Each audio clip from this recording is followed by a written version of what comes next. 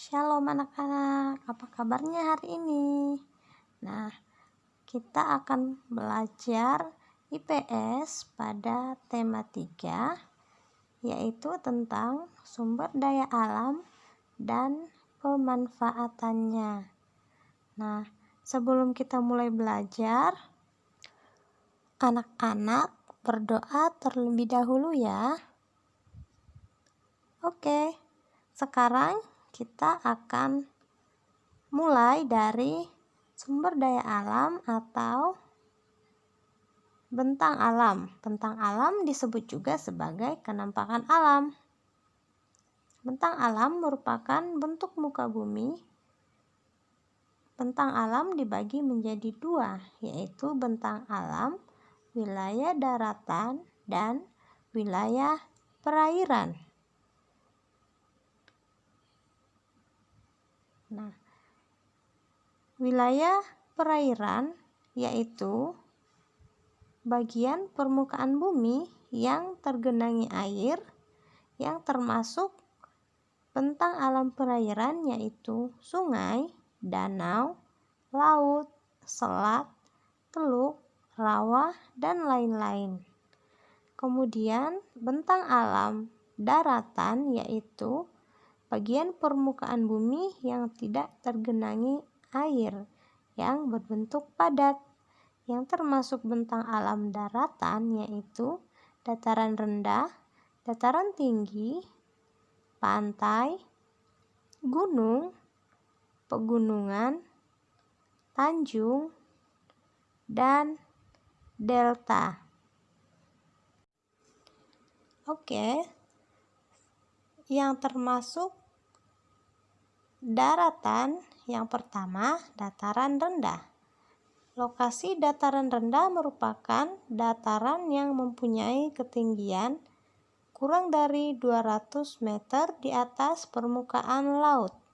Ciri-ciri dataran rendah: tanahnya subur, suhu tidak terlalu dingin, hamparan luas tanah dengan tingkat ketinggian relatif sampai dengan 200 meter di atas permukaan laut, hamparan yang luas dan relatif datar biasanya digambarkan dengan warna hijau.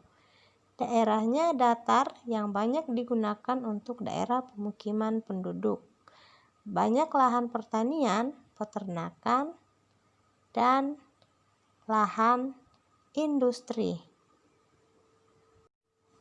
Nah, itu adalah ciri-ciri dari dataran rendah.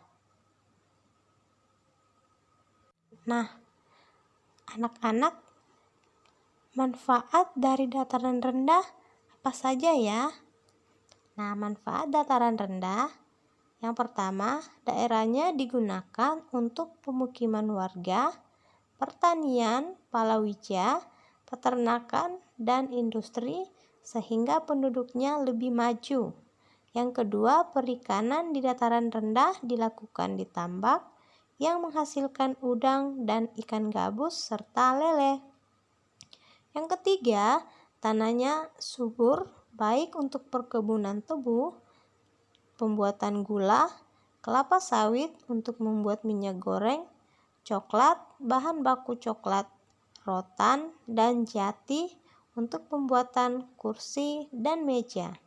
Contoh-contoh dataran rendah: dataran rendah Banjarmasin, dataran rendah Palembang, dataran rendah Madiun, dataran rendah Semarang, dataran rendah Surakarta. Nah, itu adalah manfaat dataran rendah dan contoh-contoh dataran rendah. Nah, selanjutnya kita akan mengetahui tentang sumber daya alam atau segala sesuatu yang berada di alam untuk memenuhi kebutuhan manusia.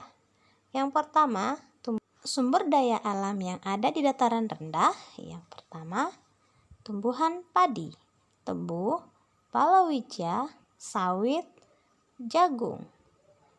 Kedua, air untuk irigasi sawah. Ketiga, hewan ayam untuk peternakan, ikan lele, dan perikanan. Yang keempat, tanah yang subur untuk menanam tembakau dan rotan. Nah, mata pencaharian di dataran rendah adalah petani, peternak, pedagang, pekerja pabrik, kantoran, dan sopir.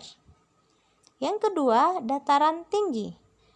Lokasi dataran tinggi atau yang biasa disebut dengan plato yang merupakan dataran di mana terletak pada ketinggian di atas 500 meter dari permukaan air laut.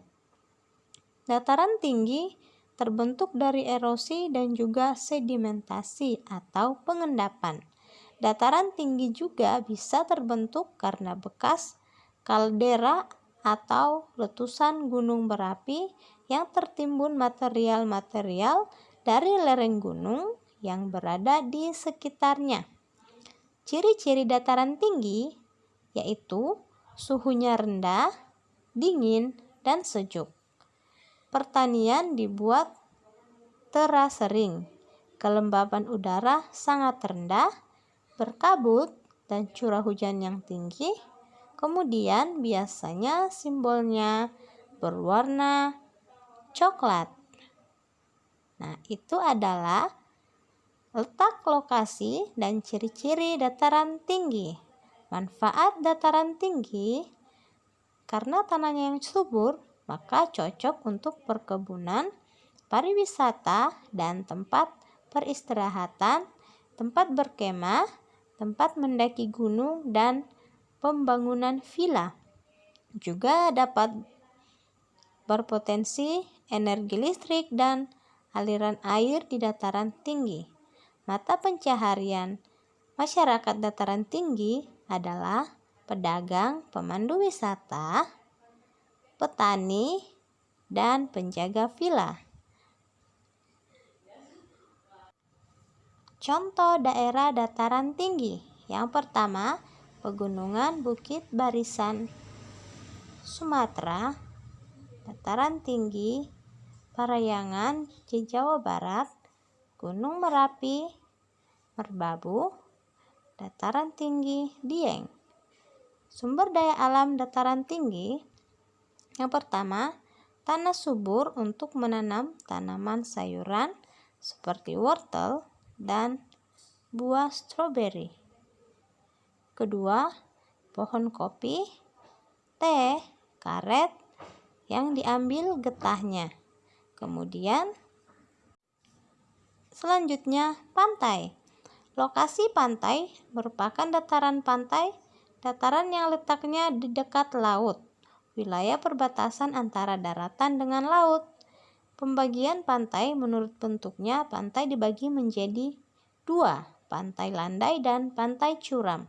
Yang termasuk pantai landai yaitu bagian pantai yang biasa berenang, bermain pasir, dan bermain ombak di pinggir pantai. Sedangkan pantai curam, kita tidak bisa melakukan aktivitas itu karena posisinya yang berbahaya. Nah, sekarang kita akan mengetahui ciri-ciri pantai. Ciri-ciri pantai yang pertama, terdapat tumbuhan yang memiliki akar napas yang berguna untuk beradaptasi karena daerah pasang laut itu berlumpur. Kemudian yang kedua, terdapat hamparan pasir yang luas. Yang ketiga, banyak hewan laut seperti kura, kepiting, dan lain-lain. Nah, manfaat pantai yang pertama untuk tempat wisata, untuk tempat tumbuhnya tanaman kelapa dan hutan bakau, budidaya ikan dan penangkaran penyu, pasang surut air laut untuk pertambangan dan membuat garam. Kemudian pantai juga memiliki hutan bakau dan mangrove yang menghasilkan kayu yang digunakan untuk bahan obat-obatan.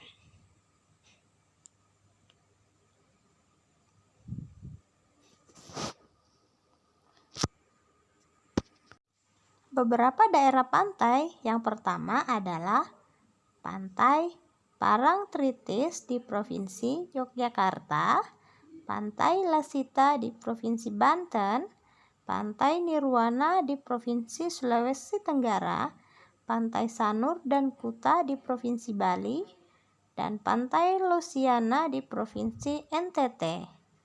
Dan masih banyak lagi. Kemudian mata pencaharian masyarakat di sekitar pantai, yaitu nelayan, petani garam dan rumput laut, pedagang souvenir, pedagang ikan, dan pemandu wisata. Sumber daya alam pantai yang pertama, pasir pantai, ikan, rumput laut, pasang surut air laut, garam laut, dan tanaman mangrove.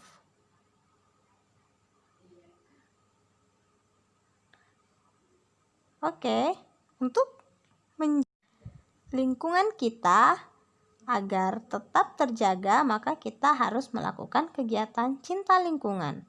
Dengan cara yang pertama, tidak menebang pohon secara liar, tidak membakar hutan sehingga menimbulkan polusi udara, menanam hutan yang gundul dan tanah kosong, tidak menggunakan pupuk kimia secara berlebihan, membuat lubang untuk peresapan air, membuat sengkeden untuk mencegah pengikisan dan tanah longsor, menangkap ikan untuk tidak menggunakan barang berbahaya seperti pikat harimau, bom maupun racun, dan tidak membuang sampah sembarangan.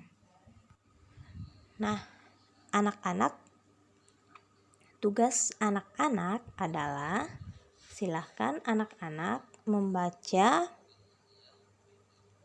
Ayo Mengamati pada buku paket tema 3 halaman 31 dan silahkan mengerjakan latihan soal pada halaman 32. Oke. Sampai di sini video kita. Jangan lupa anak-anak tetap semangat belajar dan tetap menjaga kesehatan. Terima kasih.